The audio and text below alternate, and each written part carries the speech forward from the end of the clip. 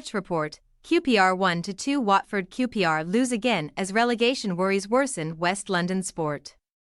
A stunning second-half brace from Jake Livermore saw Watford return to winning ways in the league with a 2-1 victory away to Queen's Park Rangers.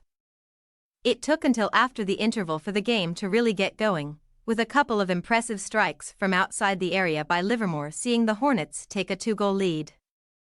Lyndon Dykes poked home to give the hosts hope of turning the game around, but Watford were able to hold on as they made it 5 games unbeaten away from home in the Sky Bet Championship. The result sees Watford rise to 8th in the table, just 1 point outside the playoff places.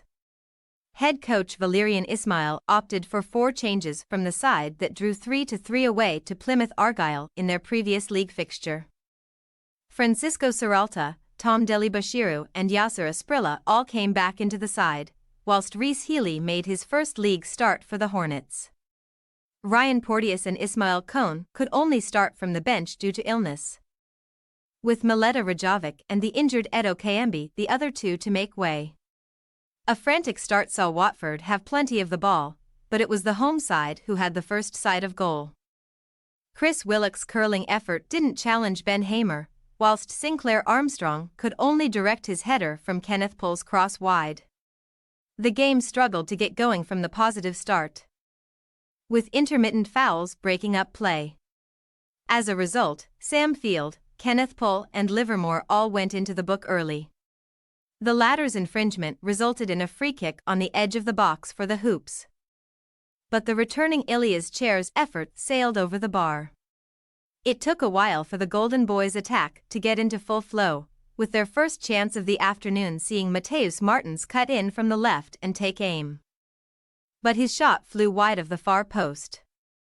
The Hornets then had their first opportunity to test Rangers from a set piece, with the home side's frailties well documented. Serralta rose highest with his effort cannonading off the crossbar, but it didn't matter as the linesman already had his flag raised for offside.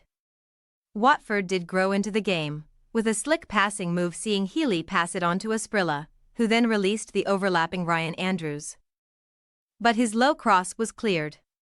The first shot on target of the match came just before halftime, with Armstrong driving down the right for the Hoops before releasing his powerful effort that Hamer could only parry, with an excellent last-ditch challenge from Andrews preventing Chair from a sight at an empty net.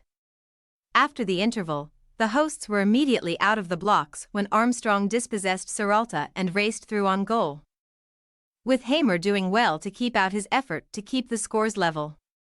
The game was certainly being played at a higher tempo after halftime, with proceedings constantly switching from end to end. Georgi Shakvatad's effort from the edge of box was well held by Asmir Begovic, before quick thinking from the keeper released Chris Willock on the counter, who in turn found Armstrong, but Hamer was able to match the shot. QPR would rue these missed chances when the ball fell to Livermore on the edge of the box, with the midfielder taking a touch before expertly curling his effort into the top right-hand corner to give the Hornets the lead. The Hoops had the chance to respond immediately when the ball fell to Jack Callback inside the area, but the midfielder couldn't make the most of it as he dragged his effort wide. The impact of this missed chance was compounded soon after when another quick turnover found Livermore again in space on the edge of the box. This time he opted to drive the ball along the ground into the bottom right-hand corner to complete his brace and double the Hornets' advantage.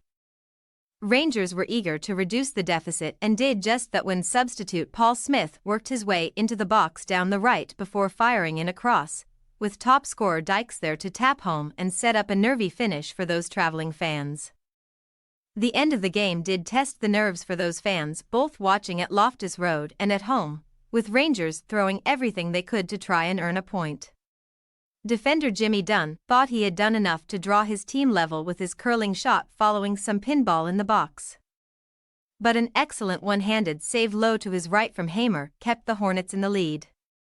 The save would prove imperative as Watford held on for a 4th away win in 5 matches, thanks to 2 goals from an unlikely source. Thanks for your watching. Don't forget to click the subscribed button and hit the bell icon for more.